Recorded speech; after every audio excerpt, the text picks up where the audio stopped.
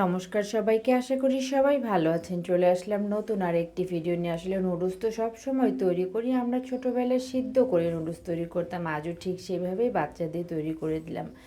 আলু, ফুলকপি, গাজর ছোট ছোট করে সিদ্ধ করলাম। নুডলসগুলি হাত দিয়ে ভেঙে নিয়েছি, কারণ বড় বড় নুডলস আমার কাছে খেতে ভালো লাগে না। জলটা ফুটে উঠলে নুডলসটা নামিয়ে ঠান্ডা করে নিলাম। সবজিটাও সিদ্ধ হয়ে গেছে। কড়াইয়ে তেল দিয়ে পেঁয়াজ দিলাম। পেঁয়াজটা হালকা হালকা লাল লাল করে ভেজে নেব, আর সবজিটা দিয়ে দিলাম। যেহেতু সবজিটা সিদ্ধই আছে, খুব বেশি ভাজতে আমাকে হবে না।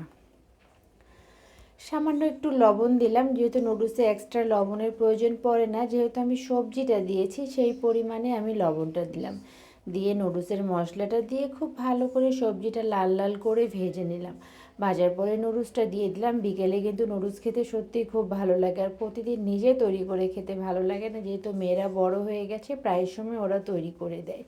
কাঁচামরিচটা উপর থেকে দিলাম, ধনিয়া পাতা দিলাম, যেহেতু পরি খায় এই জন্য কাঁচামরিচের ঝালটা আমি কম দিই।